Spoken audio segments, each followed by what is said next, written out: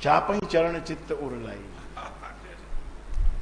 राम जी के चरण लक्ष्मण जी दबाते थे तो छाती पे रख के दबाते थे, और राम जी बोलते रहते थे जाओ भैया आप जाओ, सो जाओ, जाओ सो जाओ, जाओ सो जाओ, जाओ। लेकिन वो नहीं जाता था, क्योंकि उसको पता था कि जब तक राम जी नहीं सोएंगे मैं नहीं सोऊंगा, और वो तो सोता ही नहीं था।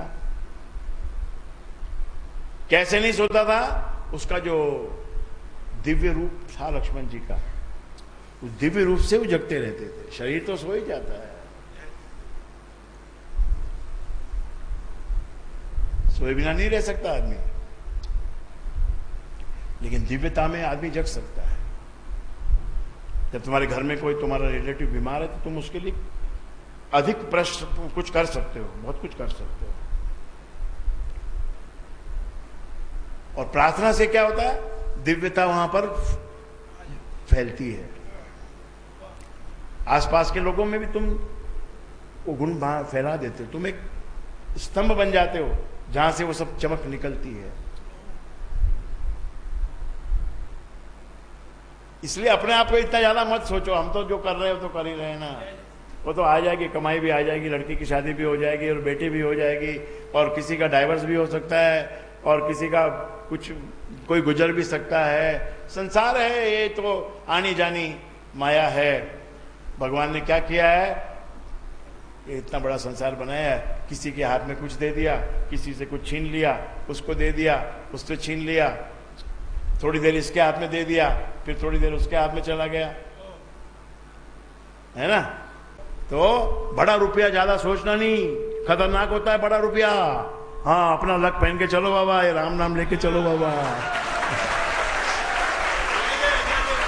बोलो गुरु राजेंद्र जी महाराज की जय। बड़ा रुपया अपने आप आने दो, धीरे धीरे तुम बड़े हो जाओगे। तुम भी तो बड़े होने चाहिए ना। रुपये तुम्हारे को ज्यादा बड़े रुपया अपन बच्चों को दे दे, पेटी बड़ी ले जाके 1 करोड़ रुपए की ले भैया तू ले जाए पेटी को, तो बच्चा बिगड़ने वाला ही है उसमें। तो ये अपने आप ईश्वर की कृपा होती है। और मैंने बताया जो काम आप करते हो उसी को करते जाओ, उसी में से आपको और रास्ता मिलेगा, और रास्ता मिलेगा, और रास्ता मिलेगा, और रास्ता मिलेगा, and you will reach the top. कई बेचारे इतने बदनसीब भी होते हैं कि उनके पिता ने कर्जा लिया था, तो कर्जे में डूबा ही रहा पिता और मर गया।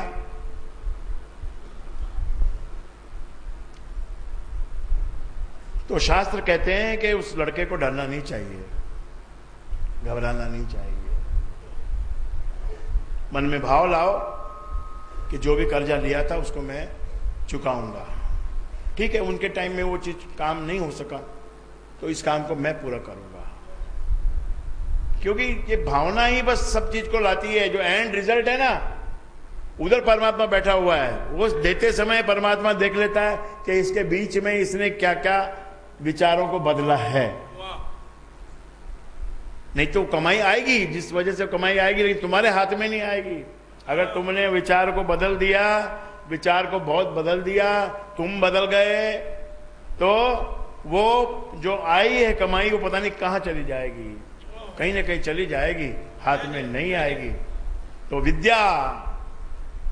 विद्या सीखो संत से, अविद्या का संग छोड़ो, और ये बहुत बड़े का जो दिमाग से कहानी हटा दो। काम करते रहो, लगातार करते रहो, हंस के करते रहो, मुस्कुरा के करते रहो, आनंद से करते रहो। कुछ कम मिला, कुछ ज्यादा मिला, ईश्वर की तरफ से हुक्म मान के चलते रहो। भाई ईश्वर का इसलिए बोलते हैं ना भाई, अपने आप को, अपने अहंकार को मिटाने के लिए हम ये बात बोले हैं कि भाई ईश्वर के लिए ही कर रहा हूं भाई, मैं तो ईश्वर के लिए सब कर रहा हूं। करते रहो, तो ईश्वर को तुम्हारा कोई छीन लेगा कुछ? नहीं नहीं नहीं नहीं, जो तुम करते हो वो बाद में मल्टीप्लाई होता है। इसका देखो एक नियम देखो आप, टेक केयर। जो आप करते हो अभी, ये मल्टीप्लाई फैक्टर इसका बाद में मिलता है। जो एकदम बाद में बड़ा जंप मिलता है ना, किसी को भी बड़ा जंप मिलता है, तो उसकी जो एफर्ट्स किए हुए रहते हैं पहले के, वो वहां पर जाके क्रेडिट होते रहते हैं, और अंत में वही मल्टीप्लाई हो जाते हैं इन ए बिग वे। तो चलते रहो धीरे। पहला कदम बहुत सोच समझ के उठाओ, गुरु की आज्ञा लेकर उठाओ, गुरु का आवाहन करो, मंगलाचार करो, देवी देवताओं का भी मंगलाचार करो और फिर पहला कदम उठाओ। पहले कदम की इसलिए वैल्यू है कि उसके बाद दूसरा कदम फिर उसी दिशा में उठाना पड़ेगा। And if you happen to make mistake in taking the first step, never mind, take it back. For 1 or 2 step you can come back if you have made the mistake. लेकिन अगर तुमको लगता है कि कदम ठीक हो गया, फिर पीछे नहीं मुड़ना। वैसे तो मुड़ने वाली बात अगर कोई नहीं भी करेगा तो भी कोई वांदा नहीं है, फिर भी लेकिन अपने को इनिशियली पहले ही अपने को लग गया कि भाई नहीं ये चीज में तो यार अपन फंस गए तो cut yourself and get out. बस भूल जाने का उसको होता ना, कभी कभी हम गलत जगह में कदम रख देते हैं, अंदर पहुंच जाके देखते हैं अरे बाप रे, तो यहाँ तो ताश पत्ती और ये सब जुआ हुआ चल रहा है, बाप रे कहाँ गए, तो फट से भागो उधर से। उधर भी हाफ माइंडेड हो जाता है आदमी, एक नजर से अंदर देखता है, वाह क्या मजा हो रहा है, दूसरी नजर से देखता है तो उधर गुरु दिखाई पड़ रहा है कि निकाल इधर से। जय जय।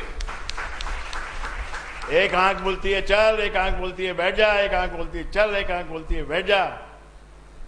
तो उस वक्त अपना लक अपने साथ होता है तो अपन उधर से निकल जाते हैं।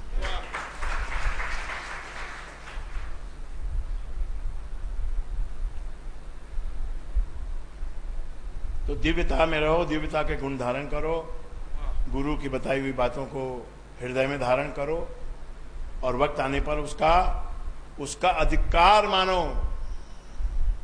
अपना अधिकार छोड़ दो और गुरु के अधिकार में चले जाओ।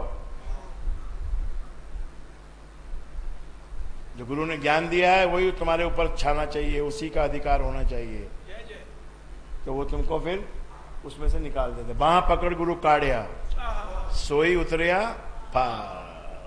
हम तो फंस गए, जाके कीचड़ में गिर गए। कीचड़ नहीं, दलदल। दलदल का मतलब ये है कि हम खुद नहीं निकल सकते, खुद बाहर नहीं आ सकते, तो कोई गुरु आएगा आगे बाह, लंबी बाह करेगा, उधर तक जहां तक तुम बीच में जाके फंस गए हो वहां तक की हाथ बढ़ा के तुमको खींच लेगा। जय जय।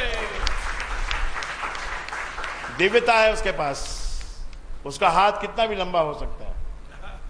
जो गुरु का हाथ है ना, वो छोटा हाथ नहीं है, कितना भी लंबा हो सकता है।